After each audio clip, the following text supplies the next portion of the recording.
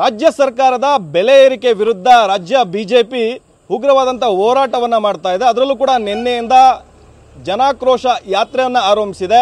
ಇವತ್ತು ಸಕ್ಕರೆ ನಗರಿ ಮಂಡ್ಯದಲ್ಲೂ ಕೂಡ ಅಬ್ಬರದಂಥ ಪ್ರತಿಭಟನೆ ನಡೆಸಿದ್ದಾರೆ. ಇವೆಲ್ಲದರ ಬಗ್ಗೆ ಮಾತಾಡೋದಕ್ಕೆ ಬಿಜೆಪಿ ರಾಜ್ಯಾಧ್ಯಕ್ಷರಾದಂಥ ವಿಜೇಂದ್ರ ಅವರು ಇದ್ದಾರೆ. ಸರ್, ಈಗ ನಿನ್ನೆ ಆರಂಭಿಸಿದ್ರಿ ಈ ಜನಾಕ್ರೋಶ ಯಾತ್ರೆಯನ್ನು. ಇವತ್ತು ಸಕ್ಕರೆ ನಗರಿ ಮಂಡ್ಯದಲ್ಲಿ 2ನೇ ದಿನದ ಯಾತ್ರೆ ಕೂಡ ನಡೆದಿದೆ. ಮೊದಲನೇದಾಗಿ ಏನು ಹೇಳ್ತೀರಿ ಸರ್?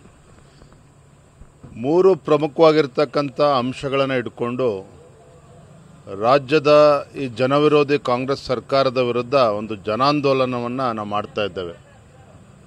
ಜನಾಕ್ರೋಶ ಯಾತ್ರೆ ನಾವು ಮಾಡ್ತಾ ಇದ್ದೇವೆ. ಯಾವ್ಯಾವುದು 3 ವಿಚಾರಗಳು ಅಂತ ಹೇಳಿದ್ರೆ, ಪ್ರಪ್ರಥಮವಾಗಿ ಬೆಲೆ ಏರಿಕೆ.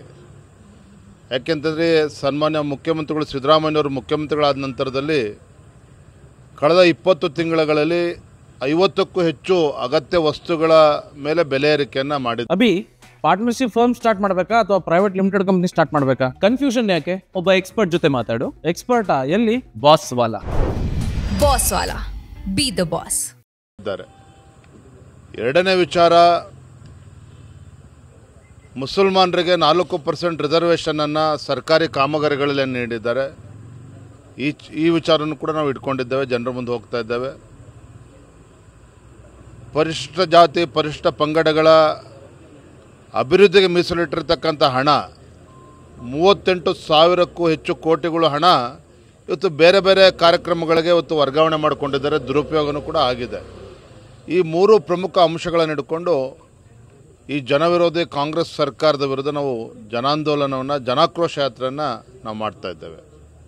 ಸರ್, ಈಗ ಒಂದು ಕಡೆ ಜನಾಕ್ರೋಶ ಯಾತ್ರೆ ನಿನ್ನೆಯಿಂದ ಆರಂಭಿಸಿದಿರಾ, ಇವತ್ತು ಕೂಡ ಮುಂದುವರಿಸಿದಿರಾ, ಮತ್ತು ಈಗ ರಾಜ್ಯಾದ್ಯಂತ ಮಾಡ್ತಾ ಇದ್ದೀರಾ. ಮತ್ತೊಂದು ಕಡೆ ಕೇಂದ್ರದಿಂದ ನಿನ್ನೆ ಡೀಸೆಲ್ ಮತ್ತು ಪೆಟ್ರೋಲ್ ಮೇಲೆ ಅಬಕಾರಿ ಸುಂಕ 2 ರೂಪಾಯಿ ಜಾಸ್ತಿ ಮಾಡಿದ್ದಾರೆ, ಮತ್ತು ಸಿಲಿಂಡರ್ಗಳ ಮೇಲೆ 50 ರೂಪಾಯಿನ ದರ ಏರಿಕೆ ಮಾಡಿರುವಂಥದ್ದು. ಇದೇ ವಿಚಾರವನ್ನು ಹಿಡ್ಕೊಂಡು ತಮ್ಮ ಯಾತ್ರೆಯ ವಿರುದ್ಧ ಕಾಂಗ್ರೆಸ್ ನಾಯಕರು ಮುಗಿಬಿದ್ದಾರೆ. ತಮ್ಮ ಮೂಲಕ ರಾಜ್ಯದ ಜನತೆಗೆ ಒಂದು ಮಾಹಿತಿಯನ್ನು ನೀಡ್ತೇನೆ. ಅದೇ ರೀತಿ ರಾಜ್ಯದ ಮುಖ್ಯಮಂತ್ರಿಗಳು, ಯಾಕೆಂದರೆ ಸತತವಾಗಿ ಅಪಪ್ರಚಾರ ಮಾಡೋದ್ರಲ್ಲಿ ನಿಸ್ಸೀಮರು ಸಿದ್ದರಾಮಯ್ಯನವರು ಮತ್ತು ಅವರ ಮಂತ್ರಿಮಂಡಲದ ಸದಸ್ಯರು. ಏನಪ್ಪ ಅಂತ ಹೇಳಿದ್ರೆ, ಕೇಂದ್ರ ಸರ್ಕಾರ ನಿನ್ನೆ 2 ರೂಪಾಯಿಗಳನ್ನು ಪೆಟ್ರೋಲ್ ಮತ್ತು ಡೀಸೆಲ್ ಮೇಲಿನ ಸುಂಕವನ್ನು ಜಾಸ್ತಿ ಮಾಡಿದ್ದಾರೆ. ಈ ಏರಿಕೆಯನ್ನು ಜನಸಾಮಾನ್ಯರ ಮೇಲೆ ಕೇಂದ್ರ ಸರ್ಕಾರ ಹೇರಿಲ್ಲ.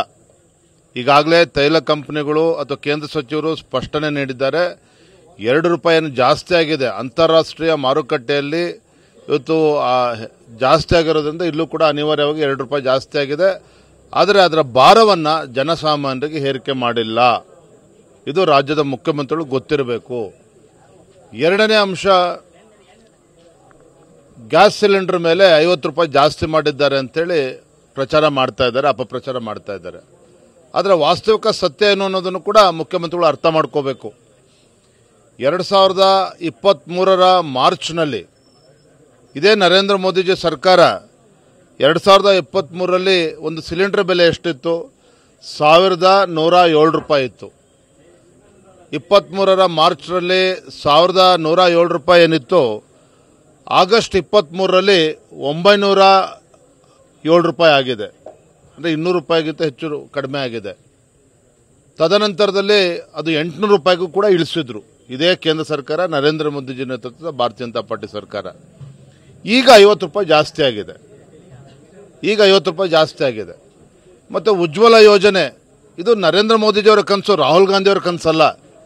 ನರೇಂದ್ರ ಮೋದಿಜಿಯವರ ಅಪೇಕ್ಷೆ ಈ ದೇಶದ ಬಡವರೇನಿದ್ದಾರೆ, ಗುಡಿಸಲಿನಲ್ಲಿ ವಾಸ ಮಾಡ್ತಕ್ಕಂಥ ಕಡು ಬಡವರು ಸಹ ಇವತ್ತು ಗ್ಯಾಸ್ ಸಿಲಿಂಡರ್ನ ಬಳಸಬೇಕು ಅಂತ ಹೇಳಿ ಇವತ್ತು ಉಜ್ವಲ ಯೋಜನೆ ಕೊಟ್ಟರು. ಆ ಉಜ್ವಲ ಯೋಜನೆ ಅಡಿಯಲ್ಲಿ ಆ ಬಡವರಿಗೆ ಸಿಗ್ತಕ್ಕಂಥ ಗ್ಯಾಸ್ ಸಿಲಿಂಡರ್ ದರ ಎಷ್ಟು?